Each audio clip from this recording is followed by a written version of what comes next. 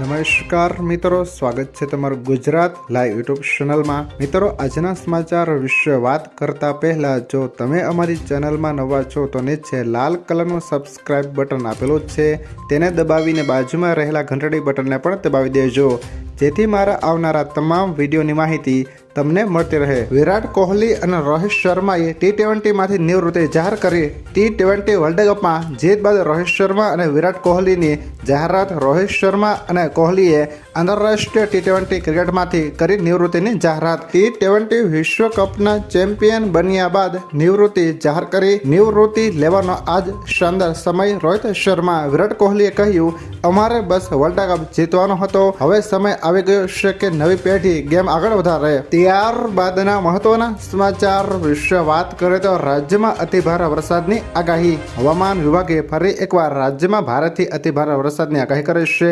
Cyclonic circulation system સક્રિય થતાં વરસાદની આગાહી કરાઈ છે, તેમજ વલસાડ, દમણ, દાદરાનગર હવેલીમાં અતિભારે વરસાદની આગાહી કરવામાં આવી છે, તેમજ ભરૂચ, સુરત, ડાંગ, તાપી, નવસારી, રાજકોટ, જામનગર, પોરબંદર, જૂનાગઢ, દ્વારકામાં ભારે વરસાદની આગાહી કરાઈ છે। આ સાથે અમદાવાદમાં ભારે વરસાદની આગાહી કરાઈ છે।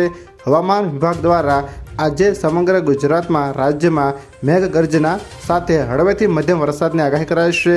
આ સાથે રાજ્યના ઉત્તર અને મધ્ય ભાગને છોડીને અન્ય તમામ જિલ્લાઓમાં યલો એલર્ટ જાહેર કરવામાં આવ્યું છે। ત્યારબાદના મહત્વના સમાચાર વિશે વાત કરીએ તો ટ્રેનના મુસાફરો માટે ખુશ ખબર।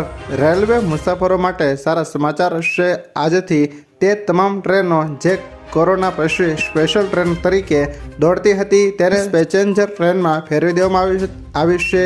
સ્પેશિયલ ટ્રેન હોવાને કારણે તેનું ભાડું વધી ગયું હતું અને નંબર પણ શૂન્યથી શરૂ થતો હતો। આજથી આ ટ્રેનનું સામાન્ય પેસેન્જર ટ્રેનોની જેમ દોડશે। તેનાથી આ ટ્રેનોના સંચાલનમાં પણ સુધારો થશે। મુસાફરો વારંવાર ફરિયાદ કરે છે કે સ્પેશિયલ ટ્રેનો મોડી દોડે છે। ત્યારબાદના મહત્વના સમાચાર વિશે વાત કરીએ તો ડુંગળીની આવકમાં ઘટાડો, ભાવ 70 થી 80 પહોંચ્યો। ડુંગળીના ભાવમાં ફરી એકવાર વધારો નોંધાઈ શકે છે।